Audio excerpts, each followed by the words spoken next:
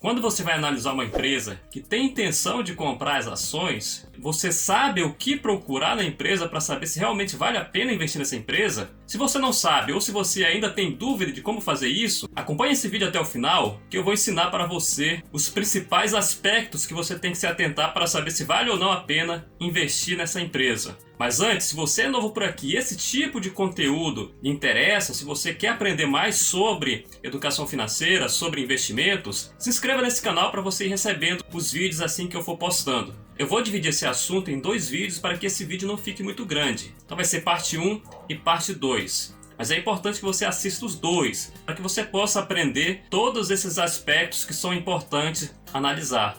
É importante saber que existem 2 formas de fazer uma análise de empresa, análise técnica e análise fundamental. A análise técnica é baseada no preço da cotação, ou seja, os analistas eles analisam os gráficos, eles ficam prevendo a oscilação da cotação por meio de gráficos. Esse tipo de análise ela é adequada para investimento de curto prazo, porque os analistas eles estão especulando, ou seja, na verdade eles estão fazendo apostas se essa empresa ela vai subir ou se ela vai cair. Esse tipo de aplicação é chamado de day trade. Então quem faz essas análises são os day traders. Quando se faz esse tipo de investimento, a chance de se perder dinheiro é muito maior do que ganhar. Olha esse gráfico aqui, que é a taxa de sobrevivência do trader, que é a pessoa que faz esse tipo de investimento de curto prazo em ações. No início, todos os traders começam com o sonho de ganhar dinheiro rapidamente. 40% dos traders somente ficam um mês na bolsa, depois 80% saem nos 2 primeiros anos e somente 7% permanece após 5 anos. E 1% só dos todos os traders eles conseguem ganhar algum dinheiro nessas operações de day trade, ou seja, essas operações de curto prazo. Já a análise fundamentalista analisa as informações que realmente importam, vai direto na fonte. Então são as informações oficiais geradas pela empresa. E quais são essas informações que a gente busca? Então são as demonstrações dos resultados financeiros da empresa, como lucro trimestral, fluxo de caixa, endividamento, balanço patrimonial e entre outras. Nesse vídeo você vai aprender a analisar a empresa analisando 5 principais aspectos da empresa. O primeiro é a governança, para saber quem são os sócios majoritários, se tem governo ou não envolvido na sociedade da empresa. Segundo, a lucratividade, porque se a empresa não dá lucro, o sócio não vai ter lucro também. Terceiro, o endividamento, porque um endividamento alto pode fazer a empresa falir no futuro. Quarto, é o fluxo de caixa, é o que mostra realmente se a empresa está conseguindo acumular riqueza com as suas operações. E por último, o retorno ao acionista. Se a gente está investindo na empresa, a gente quer ter algum retorno com essa empresa. A gente começa a analisar a empresa pela governança. Então, o primeiro ponto é o ano da fundação da empresa e a listagem na Bolsa de Valores. E o ano da listagem é o ano em que as ações dessa empresa começou a ser negociada na Bolsa de Valores. Então, o ideal é que se compre empresas que tenham pelo menos 2 anos de listagem na Bolsa de Valores, porque assim terá mais dados disponíveis para a gente analisar sobre essa empresa, para saber se essa empresa é boa ou não, como anda a saúde financeira da empresa. O segundo aspecto da governança é o setor. Existem 11 setores listados na Bolsa de Valores. Por exemplo, petróleo, saúde, financeiros e outros. Então, dependendo do setor em que essa empresa ela pertence, ela pode ser menos ou mais arriscado, ou menos ou mais lucrativo.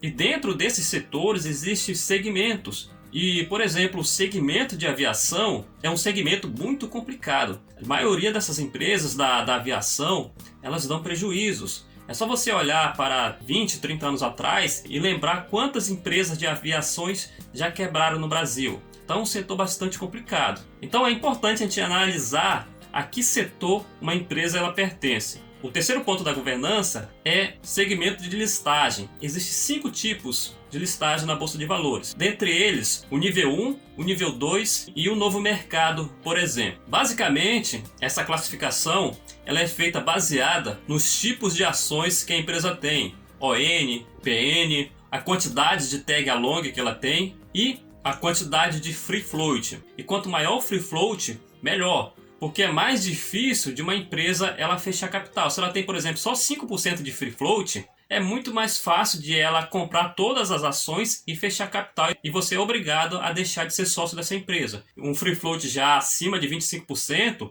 já é mais difícil de a empresa ela ter dinheiro em caixa suficiente para comprar todas essas ações que estão no mercado. Um outro ponto importante da governança é analisar quem são os sócios majoritários, principalmente se tem governo envolvido. Muitos dos investidores eles não gostam quando tem participação do governo na empresa, porque às vezes o governo ele interfere na governança, nas atividades da empresa, por interesse próprio ou por interesse social, sem se preocupar com a lucratividade da empresa. E isso para os sócios não é bom, porque o sócio ele quer que a empresa dê mais lucro cada vez mais. Então ter governo na governança às vezes não é bom para a empresa. O segundo aspecto a ser analisado é a lucratividade. Existem vários indicadores e esses indicadores mostram para a gente se a empresa está conseguindo de fato obter receitas, lucros com as suas atividades de negócios. Então o primeiro indicador é o patrimônio líquido. O patrimônio líquido, ele é o capital próprio da empresa, é o quanto a empresa vale. Então, o patrimônio líquido é a diferença entre os ativos e os passivos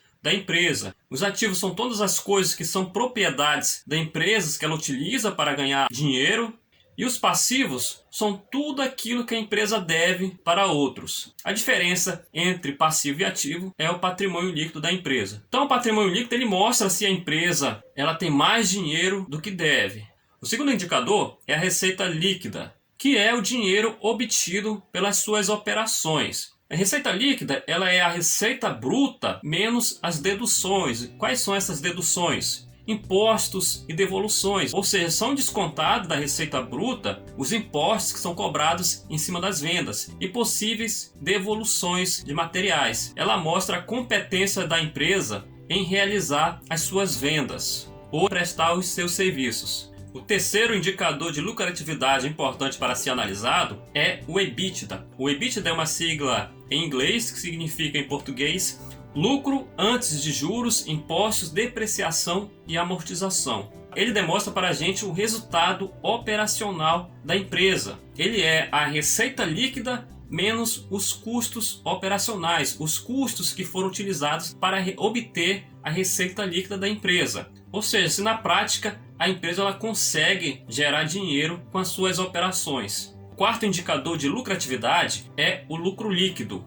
Aqui é o coração da análise da lucratividade, pois ele mostra de fato o rendimento das operações de uma organização. O lucro líquido é a receita líquida menos todos os custos. Por exemplo, aluguéis, salário dos funcionários, contas de consumo, seguros da empresa e impostos. Quanto maior essa receita líquida da empresa, mais lucrativa ela é, mais saudável é a empresa e mais atrativa ela é para a gente se tornar sócio, ou seja, comprar as ações da empresa. Existe uma margem boa de lucratividade que a gente pode aceitar, e essa margem é o próximo indicador que a gente vai ver, que é a margem líquida. A margem líquida é o resultado líquido das vendas. Ela é a razão entre o lucro líquido e a receita líquida multiplicado por 100. Então, supondo que uma empresa ela teve um lucro líquido de 2 bilhões de reais e teve uma receita líquida de 100 bilhões multiplicado por 100, a margem líquida ela vai dar 20%.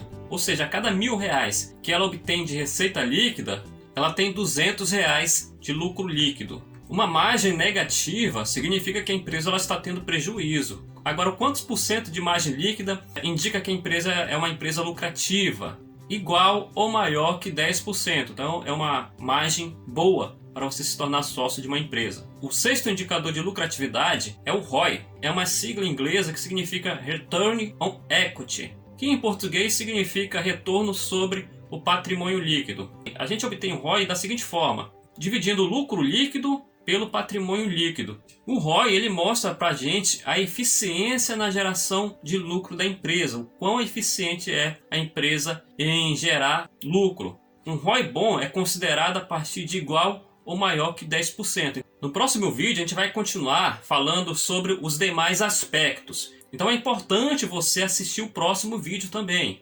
Se você utilizar somente esses indicadores que foram mostrados nesse vídeo, a sua análise ainda não vai estar completa. Não é o suficiente para dizer se essa empresa ela é boa ou não, se ela tem uma saúde financeira boa. Então a gente se vê no próximo vídeo. Se você gostou desse vídeo, deixa seu like, deixa seu comentário a sua dúvida também. E a gente se vê no próximo. Tchau, tchau!